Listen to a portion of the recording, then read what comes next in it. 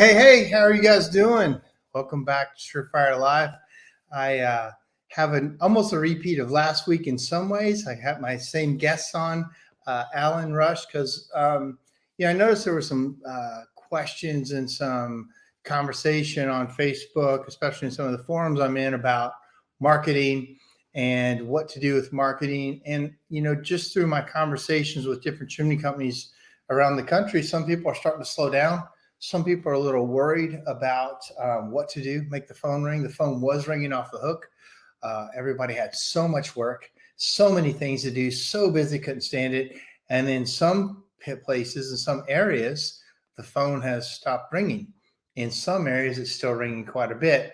And so there's a nervousness to, if the phone stops ringing, we're used to taking incoming calls, fielding them, getting technicians out, and we're used to the need of our services. And what we're not used to is being an outbound call center or doing other things that we're going to talk about tonight to make the phone ring, to make the company busy. And again, if you don't have this problem, congratulations. If you do have a problem, we may have some ideas, some answers, some thoughts onto how to serve. Because here's the thing, if you can't figure out how to make the business pretty solid year round, it's hard to grow the business. And then it's also because you can't ever have enough guys in the fall and winter, and you can't keep them in the spring and summer if you can't figure out this equation. Again, several companies, chimney companies have, but several companies may be new to this, especially if you're new and growing. Sometimes this is a really scary time of business. So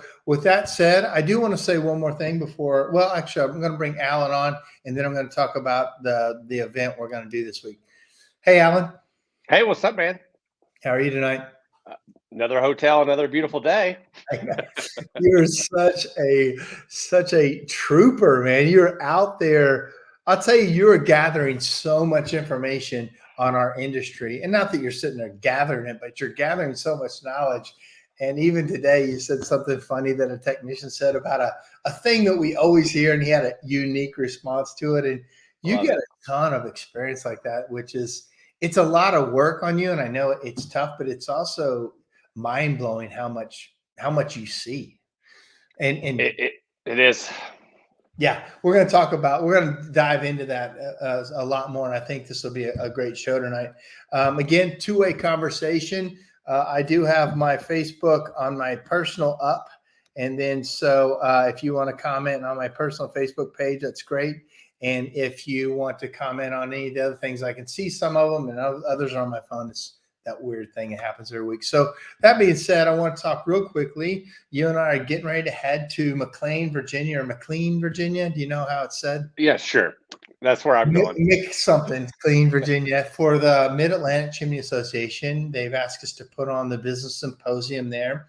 And we've done it for a couple of years. And it was kind of a brainchild so that we could have business classes for some things, and then clearly there's other things that do technical and hands-on, but this is for the business owners or the managers of a business. And if anybody's still interested, there's still seats left. It has a really good attendance already. And if you go to chimneysafety.org, is probably the easiest way to buy tickets. Now you can also do it Zoom. And how many of these business symposiums have you done, Alan, for us with us? Gosh, I mean, I think this is my fourth, maybe fifth. I know we've done at least 2 or 3 in Nashville, and we've done a couple at your office. We did one, I remember, at the Predators training facility. That was a lot of fun. Yeah. And then that was the first one. The first was that okay? Yeah. And then I kind of confuse those sometimes with the heat shields. We've been doing those for the last 9 years or so, and so yeah, it's been a blessing. We did one out at John Caesar's place. We've done a few of the business symposiums, but some, we switch up the speakers. But there is a group of people, and some people go, "Oh, it's the same people." We always have a new presentation, but also a new take on old presentations, and we're always learning and updating.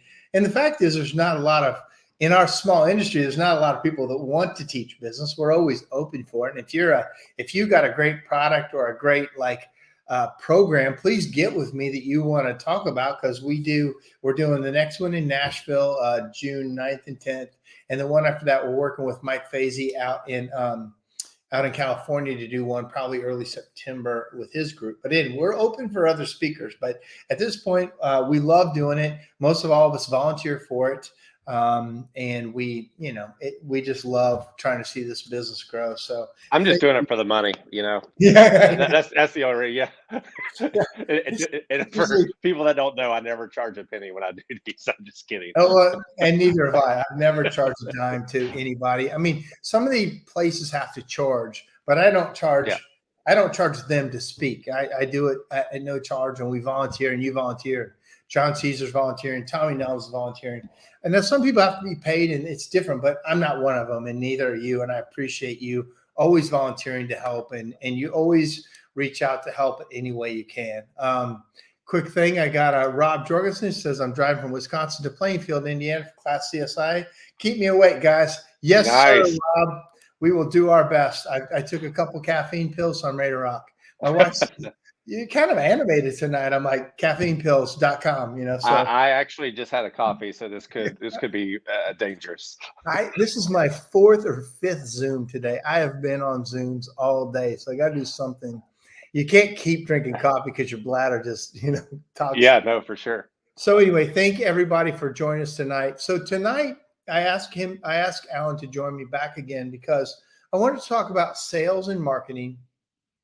And a lot of people think it's the same thing, and it's very, very different.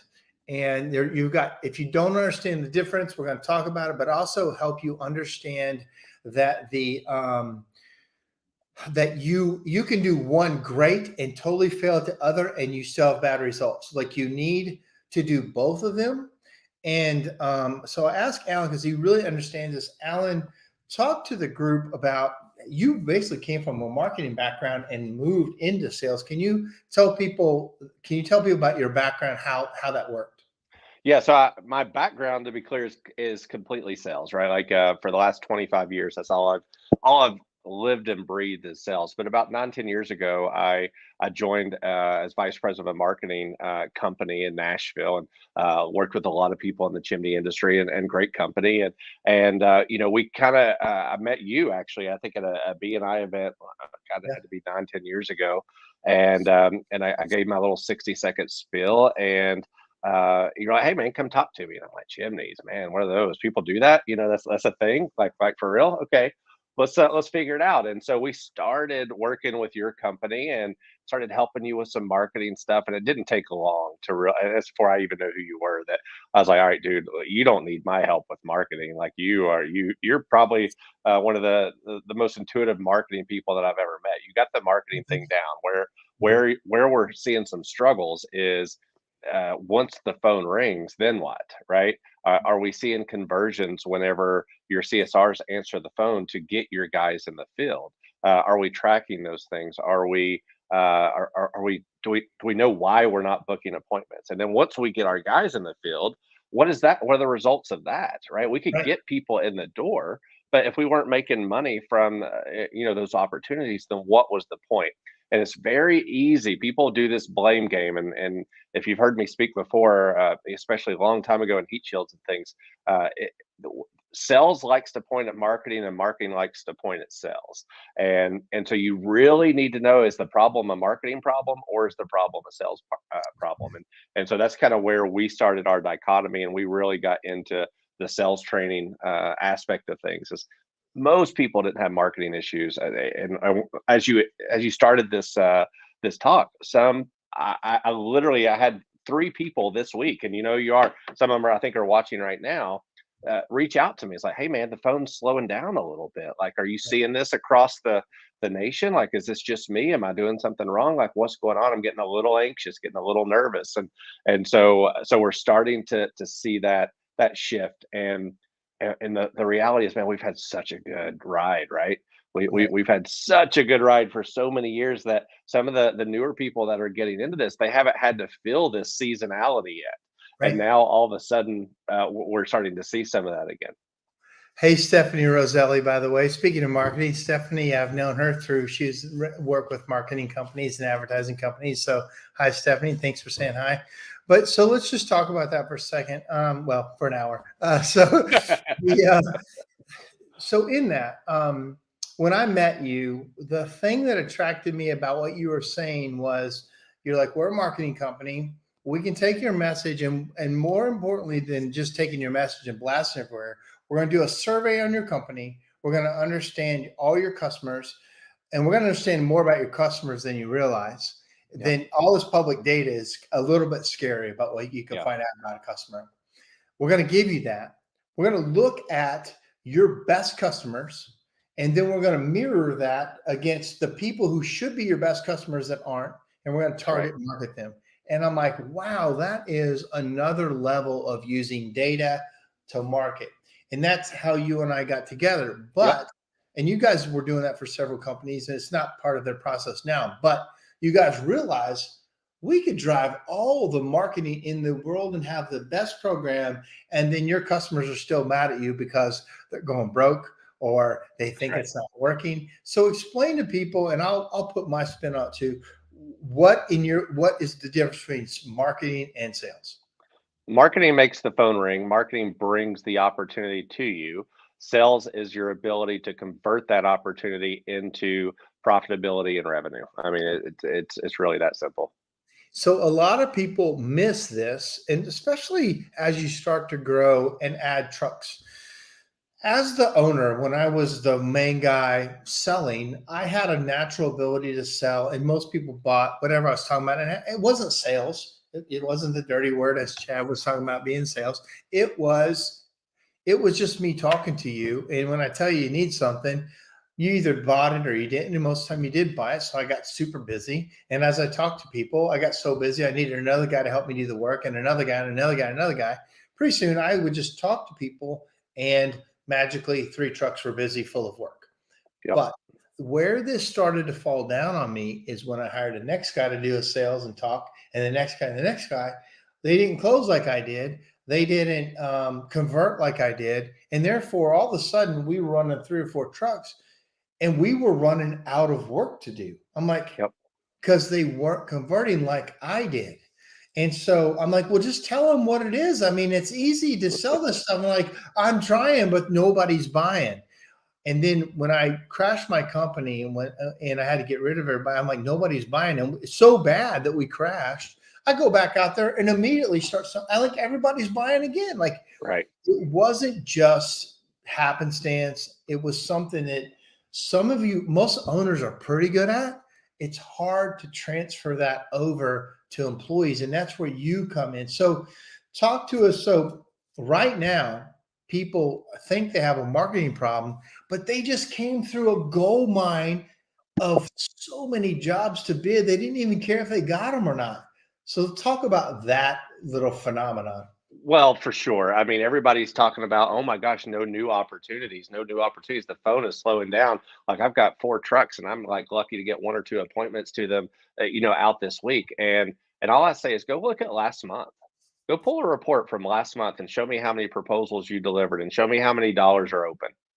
Right? Let's take a different view at this. You're looking forward, but where's your rear view mirror, right? Like what has happened? And one of the most vomit inducing numbers that a chimney company can produce is the amount of proposals that they have on the table that haven't closed yet. It's a gold mine. It's a fortune. It's absolutely disgusting. And on average, what I see in the industry is for every dollar you close, there is between $1 to $1.3 that's open. So if you are a $2 million company, then I can almost without a doubt bet that you have somewhere between 2 and 2.4 million in open opportunities in that same 12-month period. And my question to you is, what are you doing about it? Right. So recently I took a phone call from a friend of mine that, she's taken over a business, and she's like, hey, Mark, the phone has stopped ringing. I got bills to pay. I got things to do. I'm scared. I'm worried about what's going on. I said, you have an absolute fortune in data that you have given proposals. The people did not act on it. That is your number one new marketing. Don't buy Google AdWords. Don't buy stuff. Two prongs. One, you've got to reach back into that data. It could be even up to 2 years. And I'll talk about some tactics that we use for that. But you've got a gold mine in data. And you also probably have people that, if they're not answering the phone, they're probably sitting there with not a lot to do. That's right. Make the phone go out to those. But we don't like that because there's a lot of voicemails. There's a lot of no's. We love them begging for us, and we're like, yeah, we can't get to you for 4 months. Right. We don't like going, hey, do you mind if we do the work for you? That's a whole different feeling and conversation. Totally. Yeah, I mean, it's one of those like all the, we've been through seasonality. A lot of people haven't. And the most basic, simple things that we forget to do when we slow down. Excuse me, I've got a tickle in the throat here. I'm kind of mute. Yeah, you can't have a tickle in your throat anymore because immediately you assume you got the COVID. But think about the most basic things. Like, I could give you 5 things right now that would bring business to you. Like, are you every single person that you go and visit? Are you asking them to leave you a review? Every single person that you visit and do an inspection for, are you leaving them 2 or 3 cards to give to their neighbors? If Right. if that customer is a customer for you, they're more than likely half the houses in that neighborhood are good opportunities for you. Are you doing what we used to call the 6-pack? Are you doing a door hanger, 3 to the left, 3 to the right, and leaving a very personal message that says, hey, I was just at Miss Jones' house at 123 Main Street. She had some issues with her fireplace that we were able to help her with. We were able to help her with. Typically, homes in the same neighborhood have similar issues. We'd love to come give an evaluation to make sure everything's okay at your place. Are you using the apps to say, hey, this is our top neighborhood areas? Let me send out a mailer or an email to these people. Are you going back to your open estimates and sending out emails or mailers and saying, hey, we noticed we proposed work to you and we haven't had the opportunity to fulfill that work yet. This is the time of the year where we can give you the best value, and we're currently running a whatever 5-10% special if we do this work before July. Yeah, I mean, I could go on and on and on. Everybody is talking about, hey, what's not happening to me, because you're depending on the traditional methods. Yard signs, oh my gosh, the biggest ROI of anything that you can be. I've studied this forever.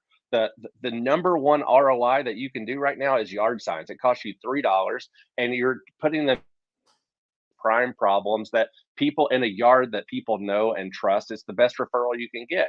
So when people look to me and say, Alan, I'm getting nervous, I'm slowing down, I always say, well, are you doing the absolute basics to make the phone ring and to get referrals and to reach out to your current base? Are you forward scheduling? Do you have a warranty management program? I mean, at a bare minimum, go back and find everybody you sold a heat shield to, find everybody that you sold an appliance to, and say, hey, don't forget that you made a large investment, and in order to protect that investment, you need to have an annual inspection and a cleaning if necessary.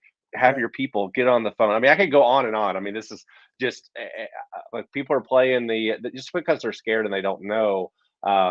There's so much stuff that you're in control of that you can start making that phone ring almost immediately. When you think you're the key to your business is that phone ringing, you're missing at least 50% of the potential in your business. To your point, there's programs out there too. I think one's called Cold Neighborhoods and Cold Yep. this. We've got to set up, so we call it In the Neighborhood. And actually April helped us set it up. Was every job that we do, and it's an automatic thing out of our QuickBooks, and there's other programs that do it, but every house that we do over $2,500 worth of work to, every house within an eighth of a mile, I think we moved it to 16th, gets a postcard. Said, hey, we're in your neighborhood. We're on this street. No details. We did work on this house, and we found just what you said. Similar houses in similar ages have similar problems, and this is what we did, or something like that. And call for free evaluation. That's called In the Neighborhood. Great. It's a great program, but you mentioned something else too that I think a lot of people miss. I've worked with some home improvement or home like handyman services. And one of the things I worked with some of them on was when they show up, they got called to install a ceiling fan or called to patch a drywall, whatever. But your customers do not know all the things you can do for them. Mm-hmm. chimney guys are a Swiss Army knife of ability, right? And and you've told me this before. A lot of times my guys will get called out on a chimney, but they forget to look at the other chimney, the Yep. wall that we could repair, the steps that we could do, the dryer vent, the driveway, like all the other services. So your job for you going out to home is one, make the most. Here's where the sales comes in. We're talking marketing, but the sales, when you get there, make sure that your customer knows everything you can do for them, not in a like a salesy close hard way. For Just sure. say, hey, we're called for the chimney sweep. But by the way, if you ever want to change this facade here, we can put a new fireplace in. We can do new stonework. If you ever need this done, we build outside fireplaces, fire pits. Just so you know, I did notice, if you ever want, I saw some bricks out of this. We fixed that. Like I remember one time a lady called me out on a crooked chimney cap, and I'm like, yeah, chimney cap's crooked, but that stonework, it looks like it's probably starting to leak, and we can waterproof that and fix that. Her whole house was stone. Next thing I know, for a crooked chimney cap, I waterproofed her house. All of her surfaces got waterproofed, and it was like a sweet job on a crooked chimney cap. Make sure that they know all of the services you provide, if at all possible, not in a hard way, but just in an informative way. Because a lot of times, like, oh, I had no idea you did that. So before you answer, I got a couple quick things. Yep. Kevin Winter says on Zoom, zooming, right? Zoom. Exactly what we're doing. Secondly, legally zooming. Howdy y'all from Wichita, not Bart Ogden, but work for Bart. You were just out there. I'm here now. Tell me who you are. I've probably just trained you the last couple of days. Yeah. And then I had I had a couple. I wish I could post these, but I don't know why it doesn't. So here's a couple things. Joseph says, so I have a lawn company and a tent company, and we do maintenance for people. I'm looking to expand. Tell me what I need to do to grow. So we can handle that. Let's put a pin in that for a second. Kyle German says that's what we've been doing this month, calling all of our open inspections for repairs that weren't made. Exactly the right thing to do. He said we even offered a little discount, and we've had good success. I'm going to talk about that too, what we do, and then Stephanie Roselli, my friend, says love yard signs. Yes. So got some stuff to talk about. Let's talk about Joseph, who wants to know how to market and clearly sell his lawn company, tent company, and doing maintenance. What does he need to do to grow? You first. Man, well, I tell you, so I live in South Florida now, live in near Fort Lauderdale, and probably the two most marketed or overabundance of services in that area are lawn care and pool service, right? I mean, if you picked up the phone or you even Googled lawn service or pool service, I mean, I'm talking hundreds, if not thousands, of options. Like impossible to facilitate that. So if I had a lawn care business or a pool service in an area where I was looking to grow, and I had certain neighborhoods and I had certain areas where I had already had people trust me with their business, I would leverage the heck out of those people. I would ask for lawn signs. I would ask for if I could leave business cards that they could give to their neighbors. I would ask if they're on Nextdoor, and could they go on Nextdoor and just say, hey, I had such a great experience with this guy. He did these types of things. I would ask them to go on Google and leave a review. I would ask them to go on to all of these areas where I knew people in my community, Facebook groups, almost every city in America now has a Facebook group where people can go and just ask for local city advice. Who do you recommend? And I would ask for my current customers to promote the heck out of me and say, hey, I'm a small business. I am starting. I'm just getting into this game. I'd like to earn more business in your neighborhood. You've been a great customer for me. I'd like to work with more people like you. Would you do me the huge favor of just putting my name out there and giving me an honest assessment of how I do for you? That's absolutely where I would start, because that costs me no money outside of maybe a lawn sign or something. The answer to a lot of your problems is on the other end of that phone, right? People don't love picking up the phone. A lot of people don't answer the phone on the other end, but your best marketing is you or your people outward bound dialing. And also, and so I'll get into a little bit of tactics on what we do on what Kyle talked about, a discount is so if I ever need to pull a lever in my business to make the phone ring, I do exactly this. I run a report on our open estimates. And you know this, I've done this for years. I get all of our open estimates, what we didn't close on, which with your help is less and less as far as a percent. Good.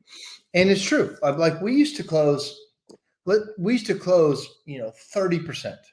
And now it's 50 to 60% on some things. And there's different numbers, but it's gotten a lot better through a lot of your help because we weren't just naturally good at. We're naturally good technicians. We're naturally good at writing reports. We're not trying to sell anything, therefore we don't. So, but to that point, I get a report on everything open, which is millions of dollars. I then have a postcard made that's kind of big. It's actually got a chimney sweep on it with handing cash to them. So we want to give you money to fix your chimney.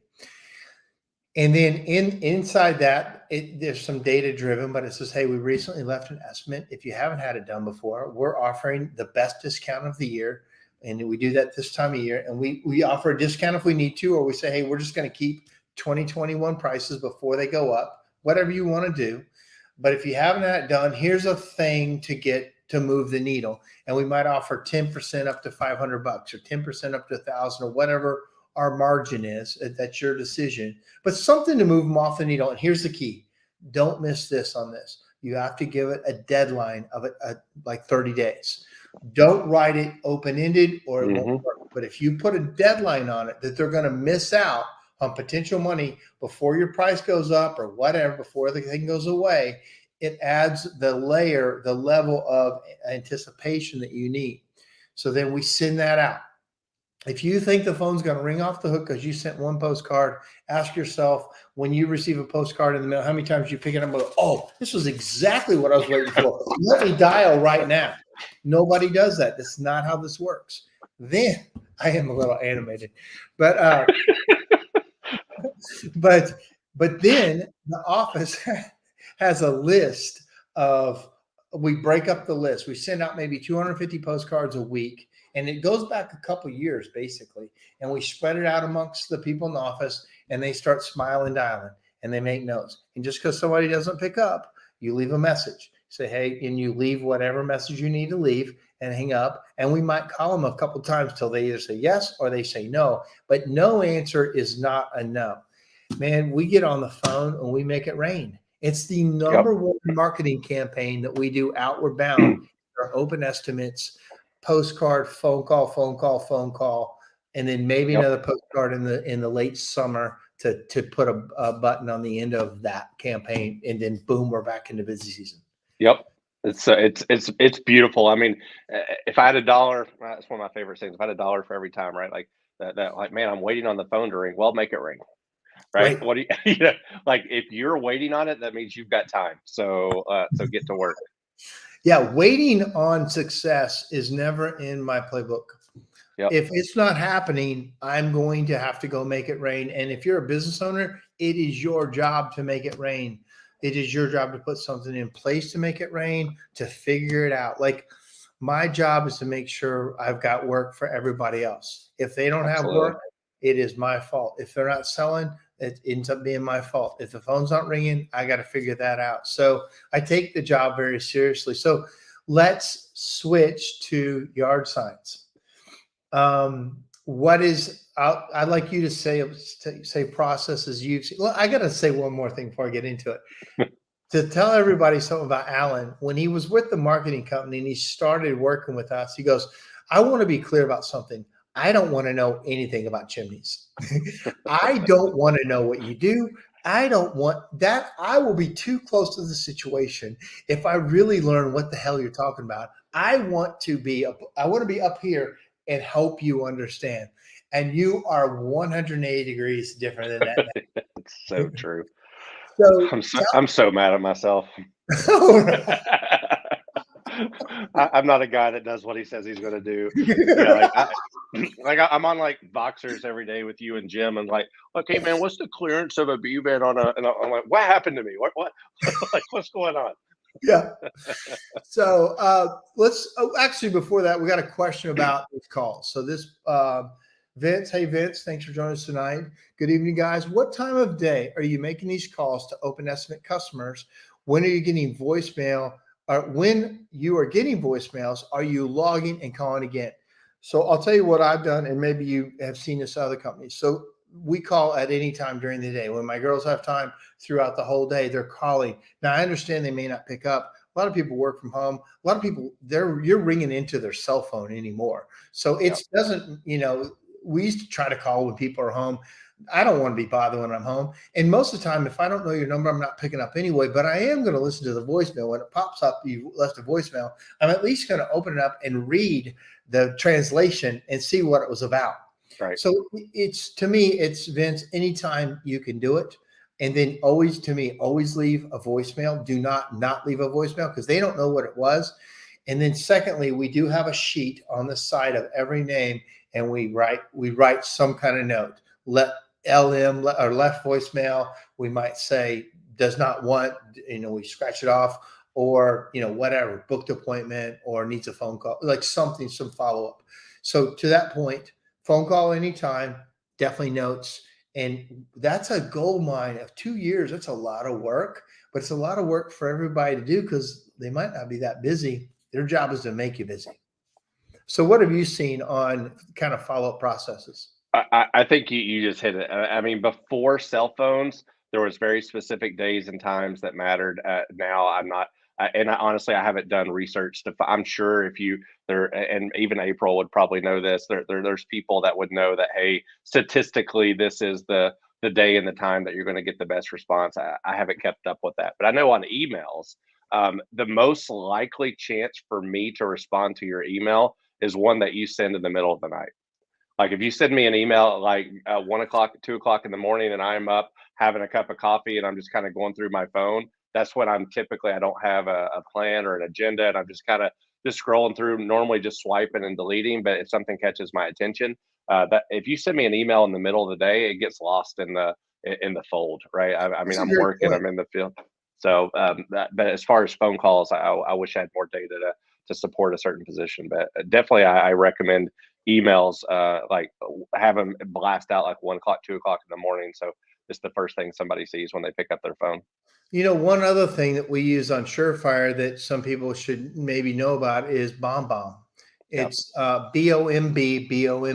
Okay, that is that's a video service to put out a voicemail, and you get or a message. It's not an attachment in the email. It is actually a link back to a server, so it doesn't come as an attachment. Now, the great thing about this, and here's one key on email: if you can write in the subject line whatever, but then you put a dash video, if you write video, I went through some courses with this program, and they said it has like almost a 50% more open rate because people like to watch a video. And so if you can say, hey, best chimney deal of the year dash video, and then you make a note, hey, this is Vince from Chicagoland Fireplace. Just letting you know, we got the best deal of the year going on with all these prices going up.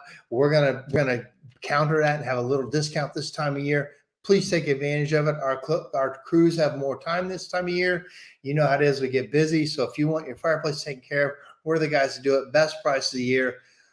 Talk to you soon. And then, Yep. whatever the message is, but BombBomb is a nice message for that we've used for SureFire. And if you're a SureFire subscriber, you may have gotten our welcome videos on that. So again, Vince, so it's from Chicagoland. Hey, Vince, I haven't seen you for a little while, so thanks for saying hi. But what do you see? So you don't really have, activity is the main thing, right? Yep. So Well, you got to be proactive, right? I mean, and again, I sometimes get just a little too direct with people whenever they're like, man, I'm struggling. I'm like, we're hurting. The phone's not ringing and this and that. And I just ask, well, what are you doing about it? And it's like, what are your people doing about it? How are you reaching out? What are you doing differently? Because if you're just if you're just expecting it to all of a sudden start ringing and you're not really doing anything different, I mean, that's hope's not a strategy, right? That Well, and the whole thing. also, So if they're not naturally calling you, a lot of people say, okay, I need to do more of Google AdWords or I need to advertise more. The problem is there's a difference in listing services and advertising and marketing, or that's right. especially branding. So listing services means Google, Angie's List, old school phone book, whatever. They already know they need you. So they go to look and then there you better show up. Right. That's when they already need you. But what makes the phone ring is you branding it or sending them in an unknown way through the mail, through TV, through a process they weren't ready for, and then boom, leaky chimneys. That's why leaky chimneys work so well, was because they did not know to call me for leaky chimneys. They knew to call roofers, handymen, whatever. They got all the work. They didn't know to call me till we started advertising it. And they didn't know I did that service. So it was in your face. It was problem, and that we're the solution. You can Yep. do that with all types of things. Dryer vents. I don't love dryer vents. It's some money, but it's not awesome. Leaking chimneys is our number one most profitable thing. So whenever there's a chance, it's raining like crazy in Nashville. I have a marketing company that's ready to deploy my commercials right at during the news, during the rain. It could not be better. It's happening right now. My commercials are going and it's raining. So Yep. they call. So you got to find a pain point and that you market to it. So it might be, and it could be a pleasure point, which is like, that sounds bad, but sounds very inappropriate. But it's like outside fireplaces, fire pits, outdoor kitchens. Like, what are you going to make better for them? And man, you got to get proactive. Well, and I tell you something I think a lot of people miss out on, and if I'm being straightforward, I think your company misses out on is I'm with you. I'm not a fan of advertising dryer vents. Look, I'm all about being CDET certified. I'm all about doing dryer vents, but in my experience, the people that advertise dryer vents as a slow season service, those are the people that tend to get I mean, just stuff that you don't want to do. You almost need an engineering degree or contractor's degree to help this customer out, and the S shows, right? But what I'm a huge fan of is every time I'm in the home, and let's just say I'm there for a sweep and inspection, and hey, Ms. Jones, we're here to look at your fireplace. I didn't know if you knew. Our company is also members where we're CDET certified. There's actually more dryer vent incidents than fireplaces. While I'm here, I'm going to do a courtesy check for you just to find out if your dryer vent needs to be serviced or if it needs to be cleaned. I have a little device called an anemometer that's going to test the air pressure. If it needs attention, then I'll be happy to give you the attention or talk about what needs to happen. And then I have the choice as the salesperson to say, let's just say it does need service, but it's beyond my scope or my ability. I've got to go through two walls and through a roof and all this stuff. It's like, look, ma'am, you're not getting quite the readings that you need. And we do this type of service, but this is a little bit beyond the scope of what our company does. So it may make sense to reach out to a general contractor, a handyman, someone that may be able to help you with that. Or 9 out of 10 times, it's like, yes, ma'am. Like, we're looking for this reading. You're here. This is the time that you probably should have this service. Normally I charge whatever 250 for this service, but when I'm already on site, it's only 175.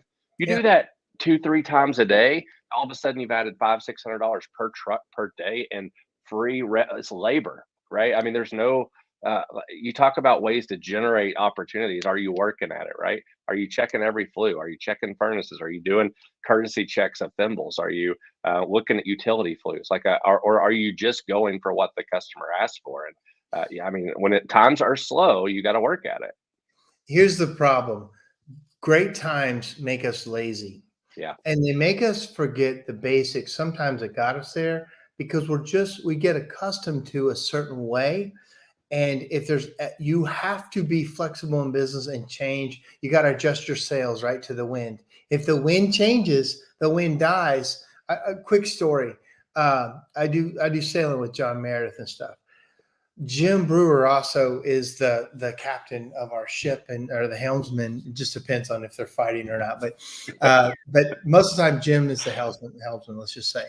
And Jim sails in most of the wind, but when the wind slows down a lot, or they call it off wind, John is actually especially talented at finding the little wind and making us move more than the other ones. Now, when it's bigger wind, Jim does it. I'm not saying Jim can't do the off wind stuff, but when it really slows down and dies, John's like, let me behind it and I can fine tune it.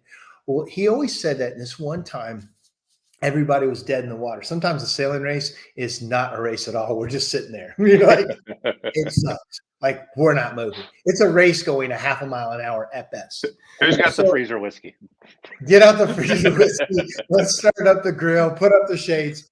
But all of a sudden, John found the little wind and when nobody else could find it. And all of a sudden, we just started moving past everybody. And everybody's like, do you got your motor on? Are you on the back of a humpback whale? Like, what? How are you moving and nobody else is? Because John could fine tune. He changed the wind change. We had to change the sails. As a crazy metaphor, it's exact. If the wind changes, you must change your sails. And we're trying to give you some ideas on the way, basically, you're used to the phones coming in. You got to get used to the phones going out.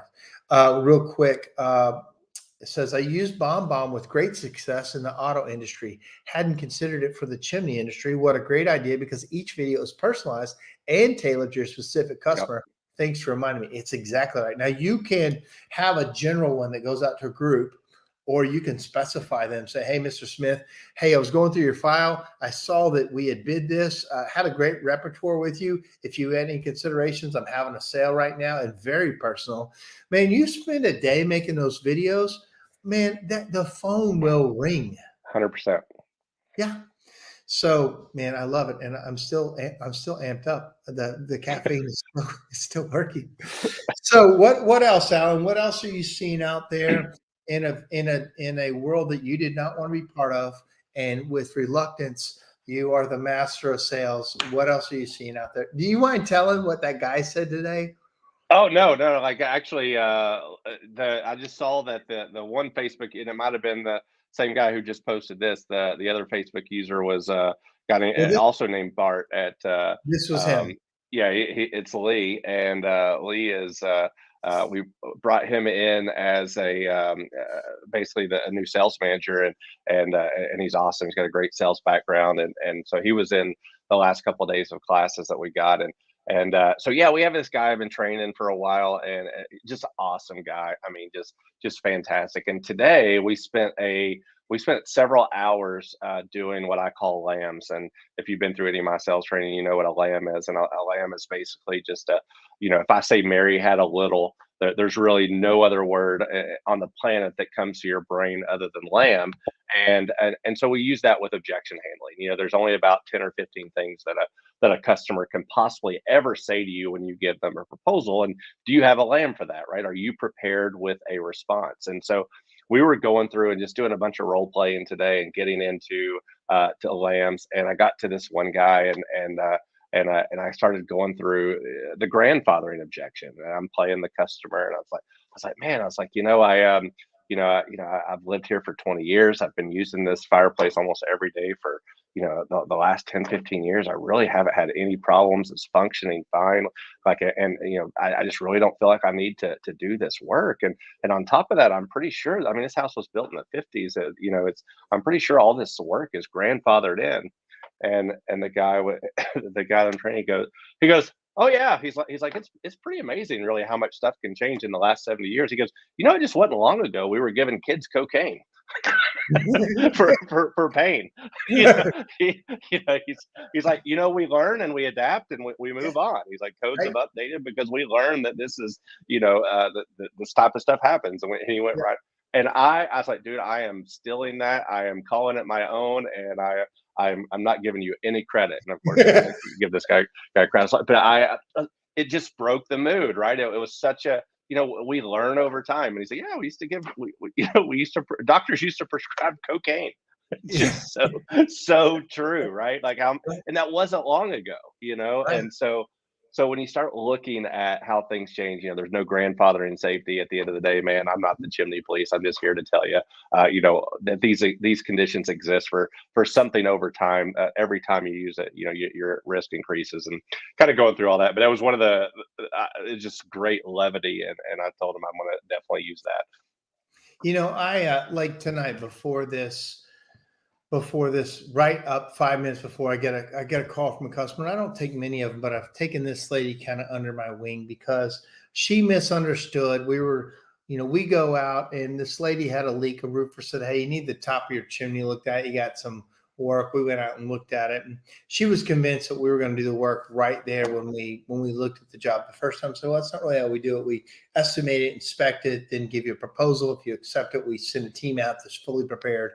We didn't have all this, it wasn't what we were prepared to do that day. And she was mad at us for not doing it right then. She's like, "I was clear on the phone. I told your people I needed it fixed right away." I went back and listened to her voicemail, and I had to clarify that. She said, "Hey, can somebody come look at my chimney?" Roofer said, I said, "You said come look at you." And then when my people said, "Yes, we will be there tomorrow," we didn't say we were fixing it. We said we were coming to look at it, which is exactly what you asked for. Anyway, she was mad, mad, mad. "I don't think I should do business with you guys." I'm like, "Well, you don't have to.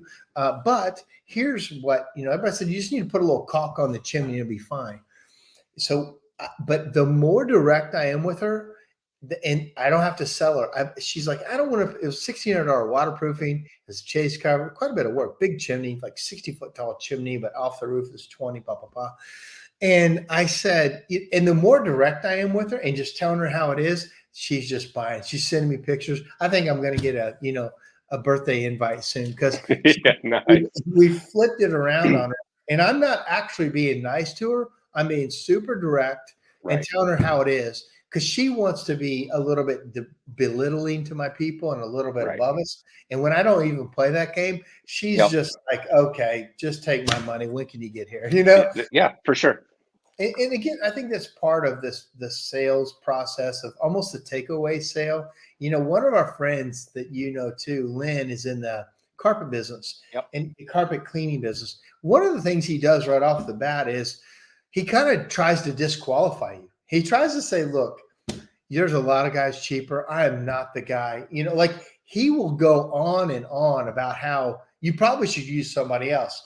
You know what I mean? It's the Yeah. takeaway. Like, and then they can't wait to have him do it because he doesn't act like he even needs it all. Can you talk about that kind of I've seen guys do that to a level that's unbelievable. Well, this happens a lot on the phone, and it's kind of funny we're talking about these things. I just did a little class on this today, and um, when people, most of the time, if I'm in a company doing a training, they're a higher end company in their market, right? They're probably at the top of the price point. They have a ton of competition that does stuff cheaper.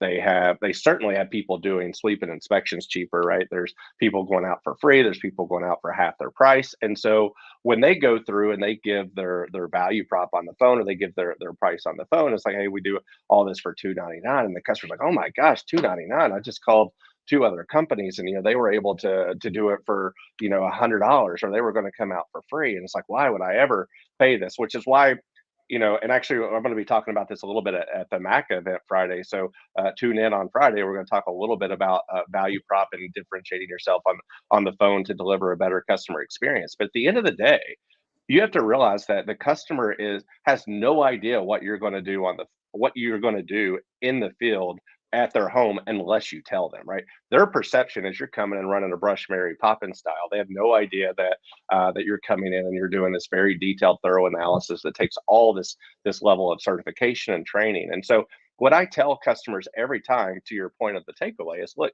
we may not be the right company for you, but let me just make sure that you understand what we do, right? When you say that you want a chimney cleaning, in your mind, this is running a brush, getting rid of the creosote, maybe what you think, getting rid of some smells. We're going to be in your home for about an hour and a half to 2 hours, and the actual cleaning process is about 15 minutes of that process, right? The rest of the time, my guys are making sure, using very advanced training techniques and tools, that the venting of your system is up to today's codes and standards. They're going to actually be running a color camera up your flue system. They're going to be checking it from inside to out, assuming it's safely accessible. They're going to be getting up on top of the roof, making sure everything's structurally stable, making sure that there's no points of water intrusion that could cause you future repairs or future interior damage. And what most people don't realize is the chimney industry is the most unregulated blue collar industry on the planet. Literally, you, Miss Jones, tomorrow you could be a chimney sweep, and there's nothing that says you can't start a business that tells your neighbor what they need to do to their fireplace. And when you really Ooh, think about that's good. venting life. Say that again. I like how you put that. Say that one more time. Well, I mean, it's the most unregulated, unlicensed industry. You don't need to have any credentials to say that you're a chimney sweep. Like literally, as my customer, could start a business today as a chimney sweep and go to your neighbor and tell them what they need to do to their fireplace. And when you really think about it, that's a very scary prospect when we're Ooh, talking about venting poisonous gases, when we're talking about carbon monoxide, when we're talking about a live fire in the middle of your house. So yes, one thing I assure you, Miss Jones, you will find someone to come to your house for cheaper than I am.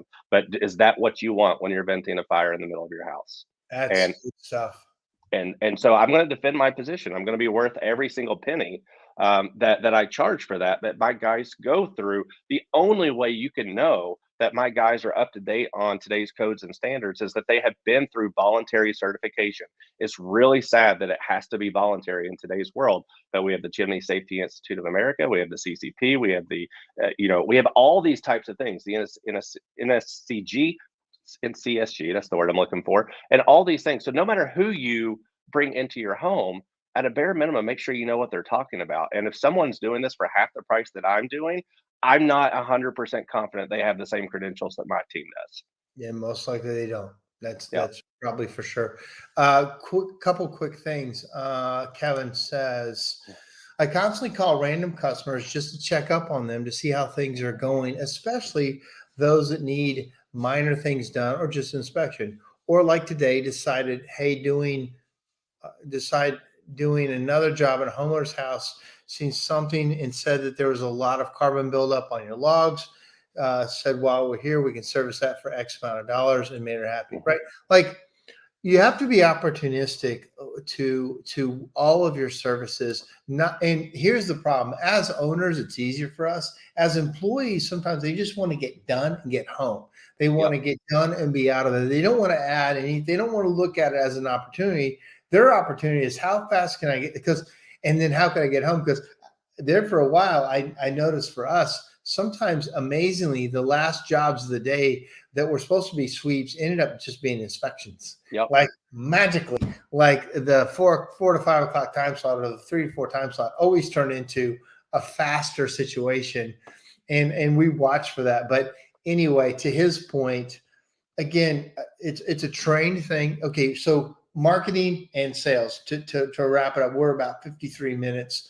Oh, and also Kevin says, and explaining that makes a huge difference, which is to your point, how detailed that we explain is the next step. So let's just talk some stats real quick that you know, and I know these are anecdotal, but to that point, what are some of the closing? Let's just say your marketing game is solid, phones ringing, but your sales game is not good. What are some really rough percentages that you've seen that are good numbers? A healthy company has, so on the chimney sweeps or the estimates, like what are some percentages of closing rates that people should maybe look at to say, hey, I'm in the ballpark or I'm below or I'm above average? Yeah. So, I mean, I've given these numbers before, and the sad part, and this really upsets people, is that if you have a really good company with a good reputation in your market that has solid reviews, you're good on Google, you're good on Facebook, you have a solid reputation that people are willing to refer and repeat. That on average, almost 25%, and these are some new statistics that I'm going to be releasing at MACA, but on average, about 25% of customers will do business with your company regardless of the individual that actually shows up. They're borrowing the credibility from the brand, right? Now, obviously, the person can screw it up and they can lose the business, but they have every intention of calling you because you're a company that they know can solve this problem. And as long as the person comes out and they're friendly and they seem like they know what they're doing, about 25% of your close rate is borrowing the credibility of the brand, right? So when you look at that, at a bare minimum, I could send day one John, right? As long as he can speak to people, and I should be at a 25% close rate, right? On average, what I see in the industry across the country is a average close rate for a sweep or an inspection, and the way that I call a sweep and inspection is what I call an unknown problem call. An unknown problem call is hey, I just need you to come look at my fireplace. I need you to come sweep it. To my knowledge, everything's fine. Or I don't know. I've never used it. I want to see if everything's fine. I don't know of any issues. Right. 35% is where my bare minimum, like if I'm not at 35%, and when you think about it, if I'm saying 25% of that's from the company, I'm really just talking about a 10% influence from the actual individual, which is an So extremely low number. real quick question on that, and then Taylor Yep. Hill actually says something I want to bring up, but um, to that point of those, say 25-35% range, how often are they leaving an estimate? Like, like you went to, 4 jobs a day or 20 jobs a week. How many jobs are you seeing people leaving estimates for? Yeah, and I mean, so when I consider close rate, I only consider close rate from proposals given, not necessarily homes entered. So at a bare minimum, I want a 90% proposal rate. I call that the opportunity rate. So if I go into 10 homes, on average, I expect 9 of those homes to receive some sort of presentation. It could be as minimum as a refractory panel blackout with stove paint if I've got absolutely nothing, right? I mean, I want them giving something, right? Yeah. Uh, like we're going to find something in this home. Okay. But so assuming I give 9 proposals, 35% of those, I expect 3 to 4 of those to close, right? Now, if I'm talking about known problems, meaning the customers called me for a very specific reason, I have a leak, I understand you fix leaks. I have a smell, I understand you fix smells. I have a brick falling out of my chimney, I understand you do that. Then at a bare minimum, I expect that to be a 50% close rate, right? Right. And so those should be the baseline targets that you're shooting for. I think those are good numbers. I think we were like at one point we were looking at, we thought, and Kent, when he came work for me, he goes, man, they're calling you with a known issue. 33% should be a given because they called you, they know they got a problem. And then probably 33 to 66% close rate was our target. If you're not 33, you're probably hurting the brand. If Right. you're 33 to 66, let's see if we can move in that. And if you're above a 66 or 70% close rate, you're probably closing too many jobs. You probably are leaving money on the table. You're That's right. closing a small amount, like not proposing everything. Could be you're proposing the easy wins or not proposing until you know it's a known win. And so we All the time. watched for too high of a close rate too. Can you talk about that other side of the scale? Well, you have to look at all the metrics, right? So you have to look at opportunity rate, appointment rate, average sale, average opportunity, average appointment, close rate, all of those things. If I see a guy that has a 70, 80% close rate, I can bet you almost an unlimited amount of money that one of two things is happening: that his opportunity rate is low, meaning he's only going for the low hanging fruit, or that his average sale is beyond low, right? One of those two things. He's hitting the easy wins, he's hitting the home runs, he's not going for the full solution, and that guy is extremely dangerous for your company. That guy is, even though he may be making money and he may be looking like a rock star on the sales side, that guy is leaving your customer in a libelous situation, leaving you. He's not bringing up things because he doesn't want to have the uncomfortable conversation. He's the guy that looks at the one joint, hey, you got 7 joints in your flue, and there's one of them that just has a little bit of mortar starting to missing, but let's just keep an eye on that because I don't feel comfortable telling you need to do a heat shield or whatever because you have this one joint. Like, I tell people direct, shame on you, man, that you're making that decision for the customer. You're potentially putting them in danger because you don't want to have an uncomfortable conversation about a $5,000 repair for one little joint. Present Or it. or Sorry, you go ahead. don't want to do the work. Like Or you some don't. Correct. companies, the person leaving the estimates one's got to do the work. So if you find a prefab that's ruined and you got to tear it out, you don't want to tell them about it. You find an old Yep. heater that's rusted out. You're like, yeah, you put vent-free logs in it or whatever. Like you don't want to give the proposal Yep. for the hard thing. So you skip it and say, you'll be okay. Keep an eye on that rust or keep an eye on that bowing back wall or whatever the situation is. That's a dangerous situation too. But to your Yep. point, we've watched some stats in our company, and there were some guys that had super high close rates, but we watched and they actually weren't leaving very many estimates. Yep. And the ones they left, they knew were like winners. I'm like, Yep. what about the other so many estimates that we didn't leave? And so I think to the point, if you're a business owner, you need some watching on sales because it's literally a fortune. Either way, you either lose or leave on the table, or you didn't close and it's in your data, and you need to pay attention to it. So a couple things. Rich Moore says, great tips, guys. Thank you. Bart Ogden, I love Bart Ogden. Thank you for the cast tonight. Great information. And then on my personal feed, Dan Sell says, great info. Here's what Taylor Hill said. Taylor says, and Taylor, if you guys don't know, Spark Marketer, one of the best marketing guys in the industry, knows the industry so well. And I probably should have had him on this call too. But Yeah. Taylor says, just heard a stat that was surprising from another agency. Home service businesses close maybe 10% of the leads brought in overall. So that's interesting. We may be higher in chimneys, but home services in general are kind of bad. And I know that's true because my friends that are in roofing or contracting, when they have a lot more proposals against them, and I bet Joseph here that's in landscaping, where you've got a lot of competition, and to your point, pool guys that have 1,000 people that can do it.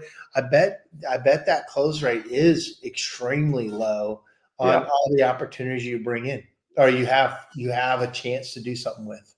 100%. It was all who we went to our neighbors. We got referrals. Who do you trust? I mean, there was no way. It's I can't even imagine just going to the internet and trying to find. There's 100 people. Who do I pick? Right? I mean, that'd be horrible.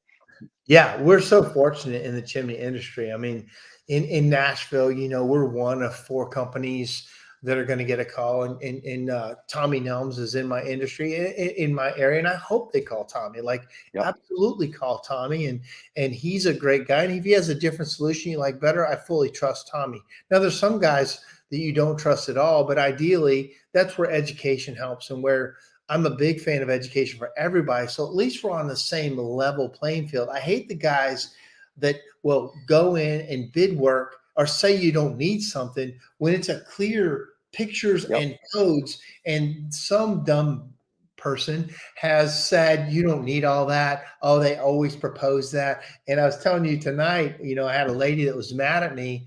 We proposed, this chimney was leaking. We proposed a new chase cover, water pressure washing the chimney, waterproofing, tuck pointing some areas, waterproofing it, and a couple things. And she's like, well, I talked to a real estate agent and they said you always propose that. I'm like, yeah, it's called a process. It's called the process that we developed. And yes, a leaking chimney has the same process. That's not a sign we're ripping you off. It's a sign we do it all the time. And there's a proven method. And she kind of relaxed, and I went through that with her saying, ma'am, do you think it's a bad thing that we have a process that we recommend the same things? But you and I could go on, I think, for hours, and I know you got to wrap this up. I've got 4 or 5 really small like pet peeves in chimneys that just like drive me crazy. When things like one of the big, just a common one is like one of the very first thing a technician does when he goes in, and the first thing he does when he looks at the fireplace is fill the need with no drops, no anything, like to sit on the hearth and open the damper. It's like, it absolutely drives me crazy. It's like what are you hoping to accomplish here? You want to see if it's dirty? You're going to see that in a minute. What do you want to see if it's unparted? You're going to see that in a minute. And half the time they dust out the room, and it's just a terrible first impression. Like little things like that bother me. But to your point, and I see there's one more really good question there. One of my biggest pet peeves with customers, and we've talked about this before, is when they tell me they want to get another opinion, right? Like the word opinion goes through my blood like like I can't even tell you. Look, ma'am, I encourage you to feel comfortable with the company that you choose. Feel free to get as many people to come out and check this out for you as you like. But let's be clear about one thing. There is not one thing that I am going over with you today that is my opinion, right? There's not one. This is all hard facts. You were involved in the scan. You saw the pictures. This is a problem. This is a deficiency. This doesn't meet today's standard code. This is keeping you from using your system the way it's intended. This is allowing water into the home. This is not opinion, right? Now, Right. there are multiple ways to skin a cat. There are multiple solutions to these. And certainly, I encourage you to understand what's best for you. But one thing I assure you is that anything that anybody else comes and gives you is most likely a solution that I can also do. But the reality is, I'm giving you this solution because you told me A, B, C, and D, and that's the best solution for you. So the word opinion, oh, like That's you want to get me going. That's one of them. That's a great point. Yeah. And I tell them, look, ours isn't based on opinion. It's based on codes that were there to help the homeowner, not us. Now we will use them, show them, and address them. But if anybody says this crack or this break or this hole or this, down undersized fluid or whatever is an opinion, that's actually a judgment call from them. I'm not being, if we wound up in court, and I've said this a decent amount of times, I'm going to win because they're going to take the book, the code book, or the CSI successful chimney sweeping, or the venting book, or the NFI, whatever the code. They're going to lay it here, and nowhere in that is judgment calls. We use that book to base our recommendations. Now, Absolutely. some of these things may be judgment, like, is the chimney going to leak? Well, you know that. I don't know. We both don't know because there's a million cracks in the chimney. Even the best built chimney has a million small micro cracks in it. Whether they find their way into you seeing them or somewhere else, I don't know that. But on codes and safety, that's a clear thing, and it's really not up for debate. To your point, opinion it should go through all of us. Yeah. I had a guy too yesterday. He said, your bid's too high. You guys bid $1,000 on a chimney cap, and I can get one for $100. And I said, and I responded back, I said, just to be clear, I mean, I'm not trying to sell you if you don't want it, I understand. But there's a huge difference in a $100 chimney cap that you go buy and a $1,000 chimney cap that I install. Number one, you got to buy it and install it. But number two, your chimney cap for $100 covers the flue. And that's like, and I use this analogy all the time, that's wearing a baseball cap in a storm. This one top part of your chimney, the flue, is going to be okay, and the rest of your chimney is going to get soaked. My solution was a big umbrella that I install, that I warranty, and I watch out for, and it's going to absolutely cover your chimney from getting soaked. And understand, most chimneys are like a big sponge. So there's a big difference, and I just want to make sure you understand one is not equal to the other. And to your point, one opinion is not equal to facts and codes and standards. Couple more things before we go. Let's see. Kevin says, I love the uncomfortable conversation because I tell them that I don't want to be the bearer of bad news and tell them what the risk is of even a smaller crack, etc. So, to your point, you go in, one of your things you teach is, hey guys, kind of pre-telling them what we don't want to see. We want to make sure everything is okay. And when we look at this, we don't want to find cracks, even the smallest cracks. You don't want to find holes. And then when you do the scan, that's the importance of having, and that was important that you bring up. And do you want to talk about that process real quick? Well, and to be clear, I teach positive language, right? I think a lot of technicians use negative language. They tell a customer, "Hey, I'm going to scan the chimney to make sure that you don't have any cracks, gaps, voids, obstructions, that type of thing." And then, and I used to teach that as well. I would say, "Hey, I want to make sure you don't have any of these things, and that you're good to go." And then I had one customer one time tell me, like, because we swept the fireplace. He was in his office, and by the time we brought him in, it's 20 minutes later, and we scanned the chimney, and of course we found a gap. And the guy, and I'll never forget it. He goes, "Well, isn't that convenient?" He goes, the one thing you didn't want to find there, oh, magically there it is. And it really stuck with me that he's right. He doesn't know me, and so from that point forward, I changed my entire process to be positive language. So what I am looking for, I want to see a nice smooth transition of this upside down funnel to to quickly vent all the byproducts of combustion into your flue system. I want to see that your flue is a nice tight straw, that all the tiles are in good shape, and that the gasket or the mortar joint that's holding it together is. And so when I find a deficiency, it's more of a contrast, right? It's a, this is what I wanted to see, but this is what I found. And so when I involve the customer in that scan, and they see that deficiency live for the first time, I then go through, and we could spend hours on this, going through the big three and explaining what that deficiency means to them. And I think time after time that probably one of the biggest mistakes our technicians make is they're trying to fix a problem that the customer doesn't care about.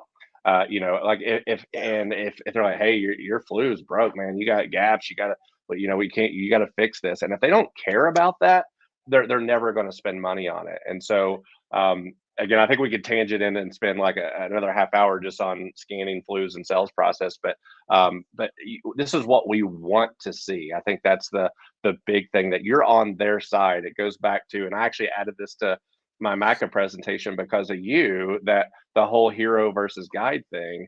I think the technician always wants to be the hero of, hey, I found this problem, but don't worry, I can fix it. And whenever you try to fix the problem, or you're trying to fix the fireplace, you're going to get those objections. You're going to get the customer saying, I don't know if I need that. I don't want that. How much is that? That's too much money. But when you are the guide that says, what do you want out of this system, and let me help you achieve that goal, then all of a sudden all the money they're spending is on achieving a goal that they wanted, and you just become the conduit to help them become their own hero. And so I think it's a fascinating kind of process that we sometimes try to tell them, hey, this is broke, you need to fix it, and we forget to say, if you don't care about that, it means nothing to you, and you can almost hear the price objections or the need objections now. And it's part of what makes us love this industry, is because we're an expert in something that very few people are an expert in. Well, sometimes when you're an expert at something, you want to make sure everybody knows you're an expert. It's like, how do you know when you're talking to a pilot? They tell you, same thing with vegan. How do you know you're talking to a vegan? They tell you. Well, so, that's the same with chimney guys. A lot of times they can't wait to make sure you understand that they know something you don't, but you may not give a crap about it. And so that's the hero in the story. They're the hero in the story when they're talking to the customer. And to be the guy, say, I try to keep my knowledge on the backside until I need to deploy it. Right.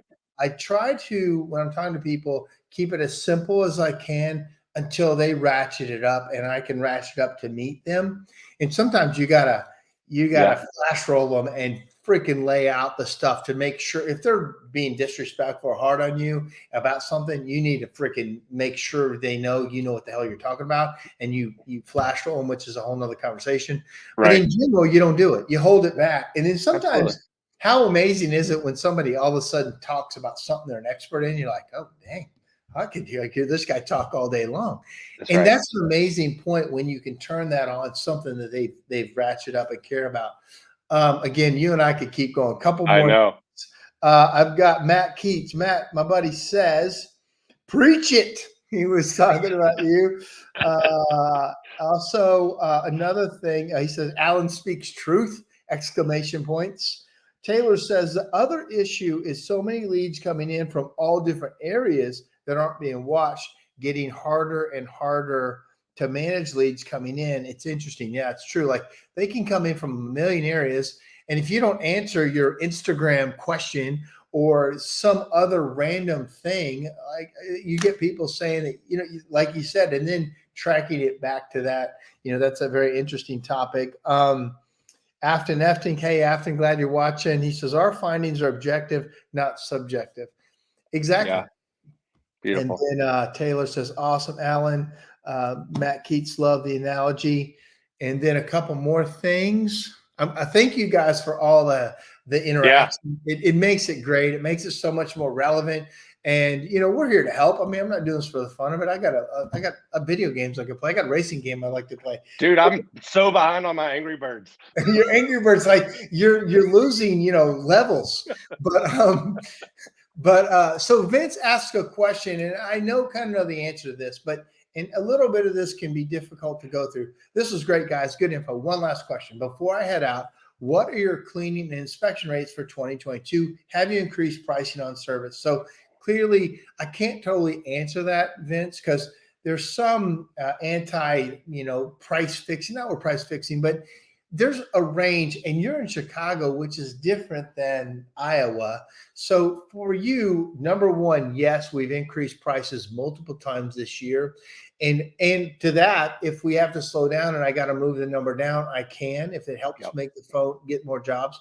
But in general, the answer to that question is what one company charges should almost have very little to do with what you charge, because your cost of doing business, your goals, your profitability, your overhead, all those things are an answer for Vince, not for Mark and Alan or anybody else for that matter. Now, you can position yourself once you know your numbers and costs, and you can say, let's just say you know that you need to charge minimum $279, but everybody else is charging $379. Like, you can move your number up. But the problem, the dangerous part is if you don't know your numbers and you're too low and literally losing money, and you're keeping up with the Joneses, but you have a higher overhead, you have a shorter runway to make your money. Say you want to be out in 5 years, and there's so many factors that you literally don't want to take advice from anybody other than your accountant, bookkeeper, internal people to know the price first that you have to charge your break even. For sure, you need to know that.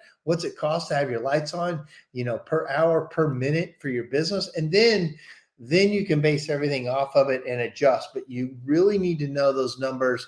I would hate to tell you even any number. It could be very wrong for you. Do you have any Yeah, there's. I don't think you could have said that any better. I wouldn't have said it as articulate as you did. I mean, it's a very dangerous game when people start to talk about numbers. If you don't know what you need to be charging, you need to probably hire someone that is a specialist in helping you understand your numbers and what you need to be charging and what your percentages need to be. But generally, I can tell you, yes, the majority, if not all, of my clients had some sort of price increase in 2022. But exactly what you just said, if your phones are slowing down, if you are, the phones are a lever, right? Or the pricing is a lever that if you're booked out, 2 months on sweeps and inspections, then by golly, I assure you, you're not charging enough, right? Like raise the price till that levels out, even if it's just for a few weeks period of time. If I'm going to give a customer a premium slot in the middle of November, then I'm going to, earn premium profit for that right? appointment. I mean, I've legit, without even going into numbers, I've legit had people double their sweep and inspection prices for like a 2-month period out of the year because they can, you know. Well, when I did some work after Katrina down in Louisiana, we sent crews down there to work because there was so much need. And there were people charging, and this was in 2006 or whatever year that was, Yeah, $800 for a level 1 inspection. yeah, Because one, they could get it. Two, it was hard to do the work. And three, they needed it for FEMA to be able to fill out the paperwork. So it could take you half a day to do a level 1 to get through that mess. But I knew a guy that was charging $800 to $1,000 for a level 1, and because he could, and because he also had to take into account what he couldn't get done when he did the level 1, fighting through a wrecked city. So to that point, Vince, another thing is you got gas prices that change, you got insurance that changes, you've got cost of living, you've got benefits to pay, and in all those, if let's just say you're competing against a guy that doesn't provide that stuff. I live in the country. I drive, my radius is 10 miles, but yours in Chicago is 30. Your cost is this. You want to provide benefits for your employees, but I don't. Well, there's a different level that we have to charge, and you got to make sure you got to know your number first. Best information I can say to kind of yep. put a button on that. Another thing, Kevin, I love the responses. So thank you for hanging in with me. I know we're about 20 minutes over. Kevin says, best answer is, sir, ma'am, I've been a business owner, an employee, and a homeowner, and I see it from all sides. And you will do what you will, but from my experience, it's my job to let you know all the issues. I'm here to check it and do as you wish. Because me, I would love to know what's going. Because I would love to know what's going on. So I think if it were me, I would love to know what's Yeah. going on and then make that decision. Again, you're a guide for them. You're not, you're not, and also you're not you can't predict doom either. Last thing you should say is, "Oh, you're about to burn your house down." Yeah. Like only time I ever said that is when it was really charred and literally smoking in a wall. Like I got a Right. call from a lady after I told her, I said, "You got to change these mantles." And she's like, "Well, I'm going to have a party tonight." And I tell the story that she had these vent-free like coal baskets in. I'm saying, "You got to change these mantles before you use it." She goes, "Well, I'm just going to use them now." Like I wouldn't recommend it. Well, sure enough, she was burning about 3-4 hours into her party. Everybody's like, "Wow, these really smell like real wood burning. These are amazing." And I'm like, yeah, I mean, yes, you're about to burn your house out. Like that's the time. But in general, all the things are lining up. We're trying to be safe and give you a heads up. Yeah. I don't know the percentage. I can't predict it, but your chances are more likely because of the situations happening. Yeah. Trust me, if you want, do whatever you want. Some people wear seatbelts, some people don't. You might be fine. Right. It might be a life-changing event. So anyway, great stuff tonight, Alan. You got anything else in closing? No, man, I think this has been awesome. I look forward to seeing. I guess I'll see you in DC tomorrow, and then we'll see everybody that's at the MACA event Thursday, Friday. And if you can't make it to Virginia, hop on the Zoom. It's going to be we're going to be giving some new content. I know at least my presentation is about 70% new information that I've never presented publicly before. I did a lot of research on 2022 customer experience, and there's a lot of reiteration of sales stuff that I've done before. So looking forward to sharing that with people, and I'm looking forward to seeing what everybody else has to say. But my only sales pitch is, if you haven't signed up for my Rush Profits Monday morning meeting minutes, what's wrong with you? Get on there. Something wrong with it. It's cheap. It works. I mean, I agree. I'm a fan. You're preaching to the choir. Yeah, no, it's all good. But yeah, no, man, thanks for having me, and thanks for all the interaction. This is I really look forward to doing these. Yeah, thank you, Alan, and I'll see you in a couple of days. All right, see you, man. All right, guys, I hope you enjoyed it. I did have one final question, and Jeremiah Monday said, "Very curious to the pricing and workload during a crisis like Katrina." So, we took a crew down there from Nashville. We got a call. It actually came through the National Chimney Sweep Guild. This guy reached out to the industry and said, "Hey, I'm a homeowner in the Garden District down here in Louisiana, and my contractors left with the flood, and they haven't come back. I need to get the chimneys fixed before I can get the roof fixed because it's flooding my house, and I've got to get this done." And I said, "Look, I'm interested in coming down there for it," and I had him pay my way and I had to pay for the the estimate that I gave him, and but it was to that point, it was super hard to get around the city. So let's just say your daily rate is at the time, say $1,600. Well, you could probably only get 2 inspections done a day.